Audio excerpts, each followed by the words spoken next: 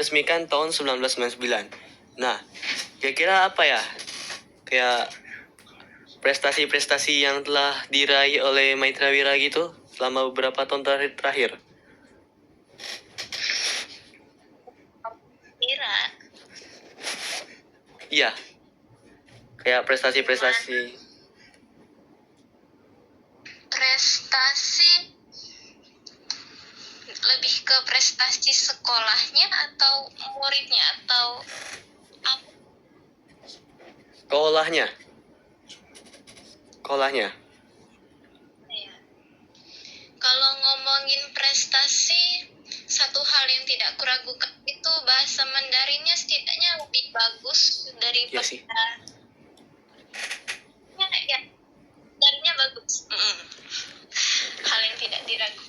Iya sih. Karena sebenarnya Maitreya Wira sendiri juga kerjasama dengan beberapa universitas di Cina. Oke. Di sekolah juga mereka itu kuliahnya sampai ke Cina sana. Nyata banyak juga ya prestasinya. Kalau enggak ada juga mereka yang S1-nya di sini, nanti S2-nya lanjutnya ke Cina, gitu-gitu sih. Nyata banyak juga ya prestasinya. Emang gak diragukan lagi sih Mandarin Maitreya Wira itu susah, apalagi pas SD. Alamak, nilaiku. Ya, enggak sedikit gitu. Kalau apa ini soal apa corak? Oh ya, lalu kalau tadi kan kalau prestasi dalam sosial budaya itu gimana? Kayak misalnya nih kayak pengaruh Mahawira Duta Maitreya Wira itu ke masyarakatnya.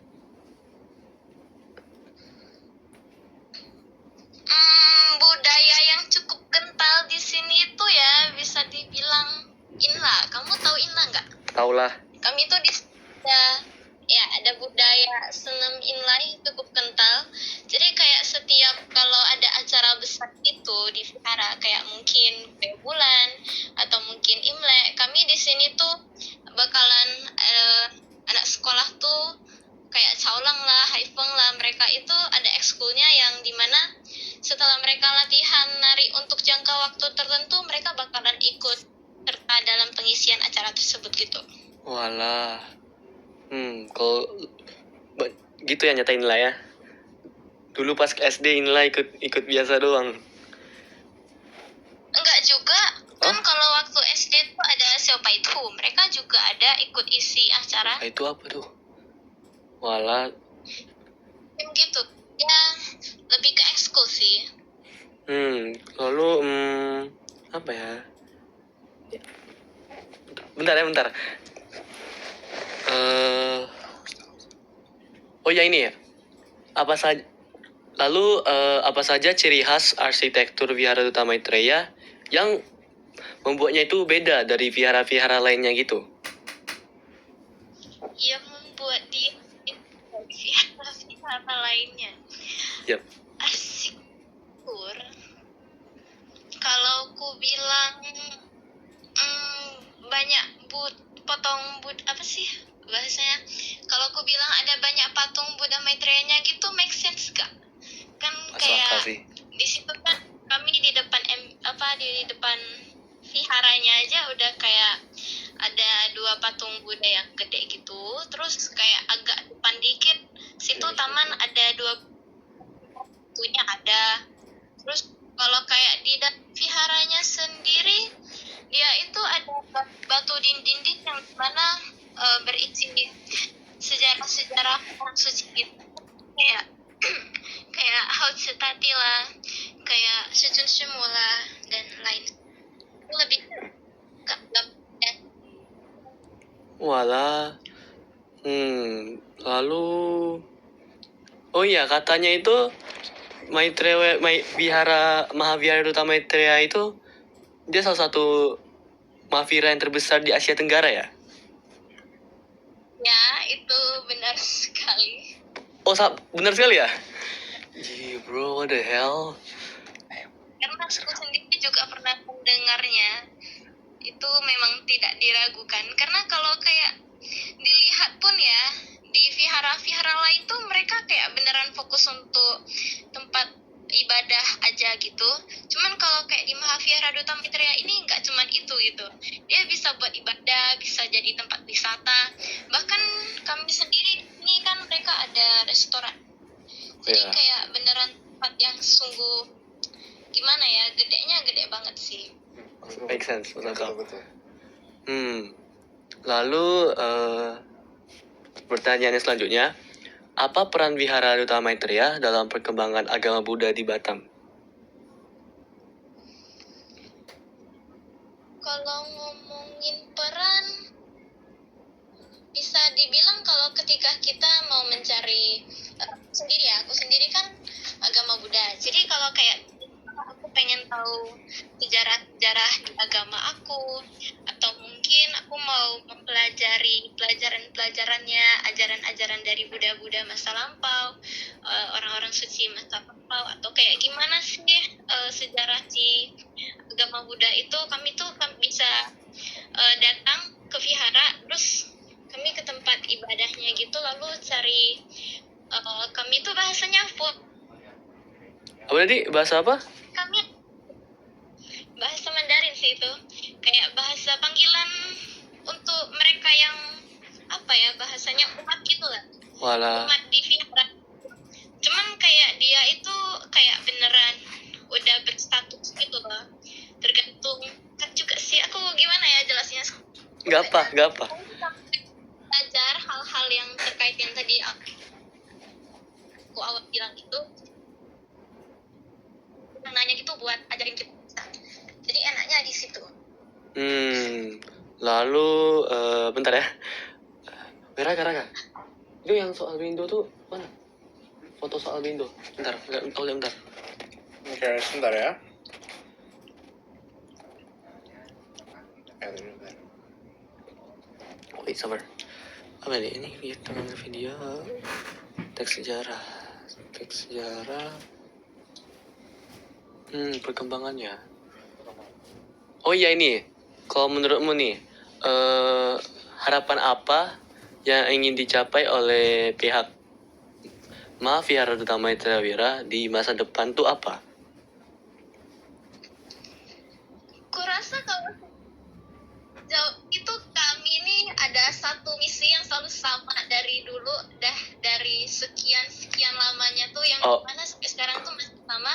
Kami itu ada satu misi yang disebut bahasa Mandarinnya itu Shiji Ijia, atau kalau di bahasa Indonesia itu kita sebutnya dunia satu keluarga. Jadi kami itu ada dunia satu keluarga ya. Semua orang tuh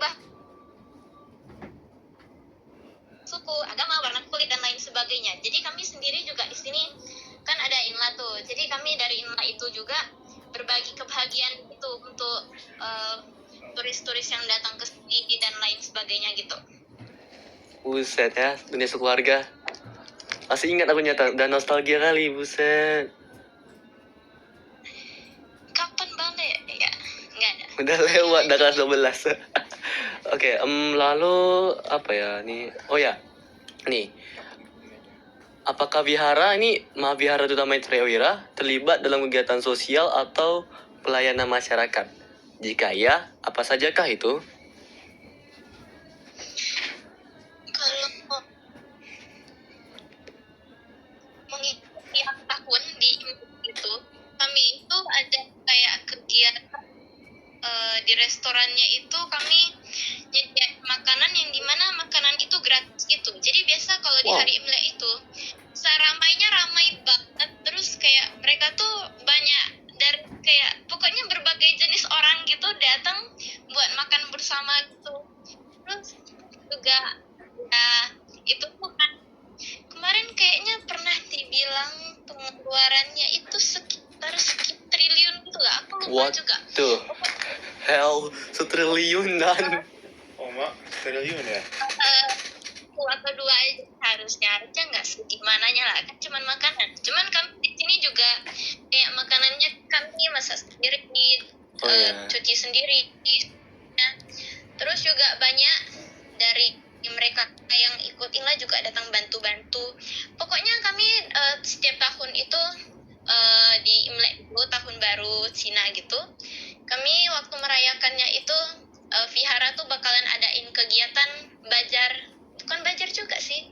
Pokoknya aku lupa lah namanya. Pokoknya dia tuh tiap tahun tuh ada kayak acara makan gratis gitu di viharanya. Oh iya, iya. Masuk akal. Yes. BTW kapan Imlek? Aduh. Nanti kalau udah mau Imlek aku kabarin deh. Wah. Oh, apakah yang non Buddha boleh datang ke sana? Join. Boleh kok. Oh boleh ya. Wih, Oh, boleh ya Raka. sedih tuh. Aduh. Sepertinya menarik. Ya, mereka tuh ada yang kalau di mata aku lah, POV aku tuh rasa kayaknya ini bukan orang sini gitu, karena kayak dari warna kulit, dari cara berpakaian tuh kayak agak kesan India tapi bukan, cuman kayak kesan apa aku nggak tahu. Pokoknya dari orang berbagai kepercayaan dan sebagainya itu semua beda-beda tuh boleh datang, lalu kayak makan aja gitu. Wow. Hmm. Buset, ternyata sangat benar-benar sangat toleransi gitu ya sama agama, walaupun bukan agamanya sendiri. Kecuali kayak agama Islam, Kristen tuh selalu toleransi gitu lah ya. Banget sih, kan balik lagi misi kami kan nyata gitu. Iya. Itu dunia satu keluarga beneran mau. Dan pas dulu Bang juga ngerasain juga kan, pas waktu SD kamu sendiri Islam, tapi dulu kira kayak di-circlein tuh apa, tapi nyata baik-baik juga dulu teman-teman pas SD. Jadi ya benar-benar toleransi kali. Aku pun mengalami juga, bisa ngerasainnya juga. Aku jadi keinget Apex. Bet, gimana kabarnya ya? Diinget pada itu. Sekarang kemarin, aduh jangan bahas dia lah. Aku kayak cuma bisa memikirkan hal yang buruk dia gitu. Pas, Yang lain ya, pas yang dipikirkan tuh pasti yang ketika aku bandel sama Alex pas 6, ketahuan kali. Udah cerita lama itu. Udah sangat Mari lama. kita lanjut. Lalu apa ya? Bentar. Oh ini, bagaimanakah perkembangan vihara sejak pertama kali berdiri hingga sekarang? Kalau ngomongin perkembangan viharanya sih aku gak sure ya, karena kan aku emang meski dari lahir aku di dekat nggak sampai kayak melihat dia dari tempat dia berdiri gitu. Cuman satu pengaruh yang aku yakin itu tuh semenjak vihara ini berdiri, Mahavihara Duta Maitreya ini berdiri, sejak saat itu tuh mulai dari Batam sendiri jadi makin banyak vihara yang dibangun. Terus ya pokoknya gitulah, itu satu pengaruh yang cukup besar sih menurutku, karena awal kan kayak nggak ada vihara gitu di Batam ini ataupun di Indonesia deh kayaknya malah. Terus di Mahavihara Duta Maitreya ini kan semenjak dia berdiri susah-susahnya, terus kayak pokoknya setelah melewati sekian tragedi gitu kan ya, peristiwa fenomena lah pokoknya. Jadi setelah Mahavihara Duta makin banyak vihara yang dibangun, makin mudah lah untuk kami yang agama Buddha itu beribadah. Berarti kayak apa itu? Jadi sebagai contoh gitu ya, Mahavihara Maitreya itu. Pemicu juga, pemicu berkembangnya Buddha itu. Masuk akal. Lalu pertanyaan selanjutnya apa ya? Ini nih, fasilitas apa saja yang tersedia di Mahavihara Duta Maitreya yang untuk mendukung kegiatan umat Buddha? Yang mendukung kegiatan umat Buddha tuh gimana maksudnya? Soal apa ya? Mungkin kayak apa ya sih? Kok kasih soal apa sih? Mungkin kayak fasilitas, mungkin bisa auditorium atau apa gitu yang bersangkut paut tentang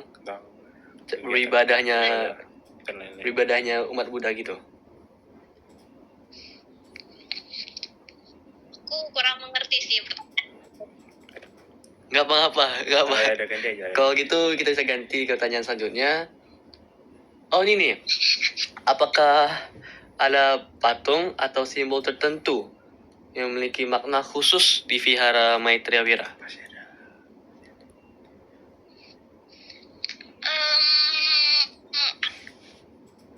Simbol ya. Ya, simbol. Sorry, pertanyaannya. Nih, adakah patung atau simbol tertentu yang memiliki makna khusus di Mahavihara Duta Maitreya? Kalau ngomongin simbol khusus, ada satu simbol gitu di atap viharanya gitu. Oh, Kurasa kalau saya di buku nggak bisa ketemu fotonya ya. Itu tuh ada semacam gambar apa ya? Kalau di bahasa Mandarin itu kami bacanya mu gitu, lau mu gitu. Oh. Mu chin mu. Lamu. Kalau di bahasa Mandarin sih artinya ibu gitu, ibunda gitu. Terus di sini tuh kami kan mu itu itu Tuhan gitu lah. Jadi kayak kasih Tuhan itu seperti kasih bunda yang tiada tara gitu. Coba cari sama dua bulan kanan kirinya Oke. gitu. Lalu nih soal yang terakhir ya, soal yang terakhir. Nih, bagaimana perayaan Waisak atau Hari Besar Keagamaan yang dilaksanakan pada Mahavihara Duta Maitreya? Bagaimana melaksanakannya ya? Bukan bagaimana melaksanakannya. Kayak ya bagaimana perayaannya? Bagaimana perayaan Waisak atau Hari Besar Keagamaan lainnya dilaksanakan di Mahavihara Duta Maitreya?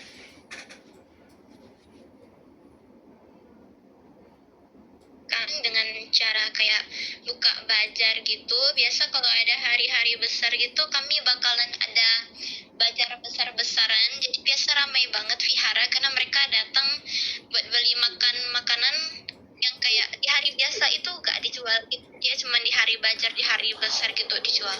Terus juga kami biasa di malam di hari besarnya tersebut tuh kami bakalan ada acara yang kayak yang tadi awal aku bilang gitu. Kami kan kalau yang di sekolah sendiri kan dia ada inla. Ya. Terus kami di vihara juga ada inla juga gitu. Jadi kayak ada nama tim Pichaula, Haukuhaila lah, apalah. Terus banyak banget nama timnya bakalan isi acara di hari besar tersebut gitu. Jadi kan kayak semisal si Imlek itu nanti kami tuh setelah seharian ada kayak siang makan-makan tadi mungkin atau kayak pokoknya acara-acara gitu.